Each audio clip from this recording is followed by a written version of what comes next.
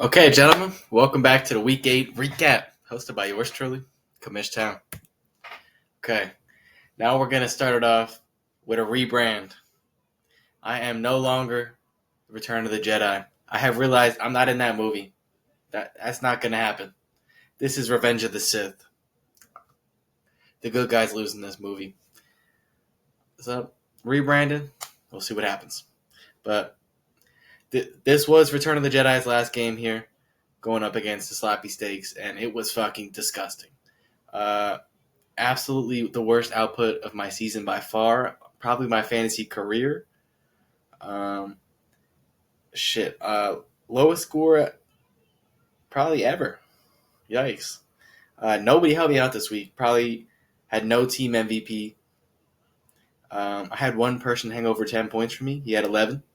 So, Luke, enjoy the free win, brother. I might be cooked, though.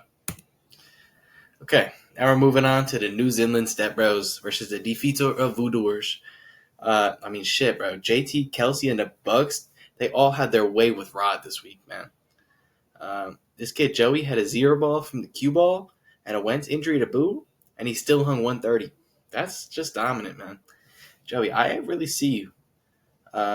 And he still left a lot on the plate there with the 0 and a 7.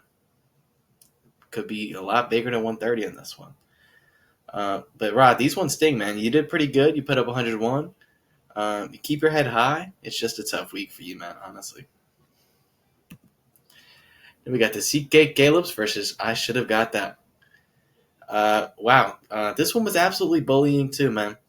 Liam heard all of that shit people be talking about him, and then dumped it all in Caleb's mouth.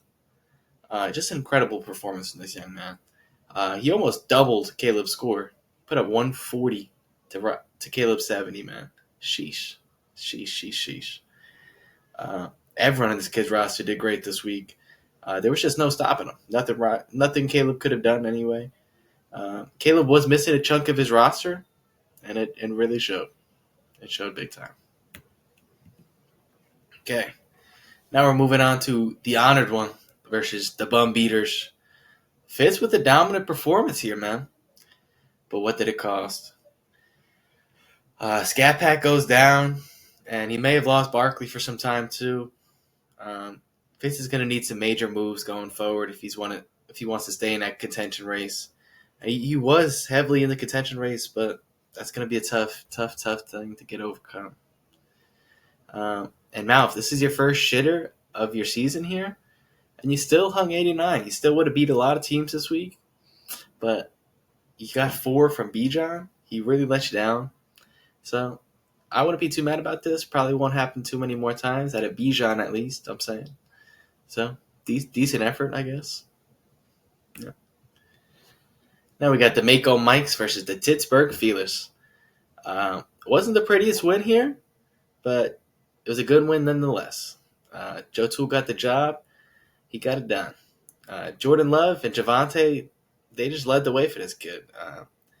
Just to get him back on his stride. He didn't have to do too much. Pete only got 82. Not too good. Even though I can't talk too much shit, he doubled me. But it's still a bad effort. Mine was just terrible. Horrible. Atrocious. But Pete, your team looked horrible this week. And it looked horrible the last couple weeks too, matter of fact.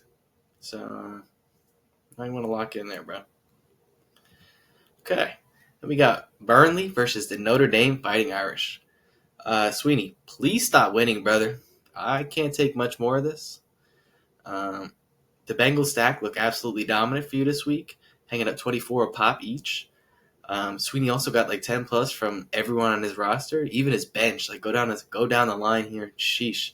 A dominant game from Sweeney. And this dominant win may have fully pulled Sweeney away from this deadly relegation race. And Bojan, man, I'm not mad at you. I'm just disappointed. Disappointed, brother.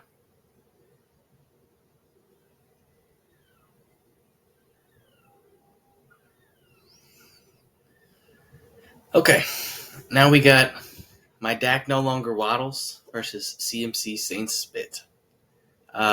Honestly, game of the week right here. Super close matchup. They both hang 115 plus. Great game from both Left and Gabe here, man. Respect to you both. Left had a Cook 30 ball, Waddle 20 piece, and he had a bunch more 10 pluses on his roster there. But Gabe, he has a 30 ball from Kraft, 25 from Hertz, and 15 plus from a couple more positions there. Truly a great matchup for these guys. Gabe almost sold it, getting his first negative out of a defense. Almost sold it for this kid. I wish he would have, just to feel what I felt. That shit's terrible. But good win there, Gabe. Very, very, very good win. Pulled it out, close win. Needed every point you got, and you got them all. Good shit, bro. Okay. Now we're moving on to the MVP race. We got Mr. Liam entering the picture for the first time, I believe. Congratulations, man. Then we got Sweeney. Been a long time since you've been in this race. I believe since week 1.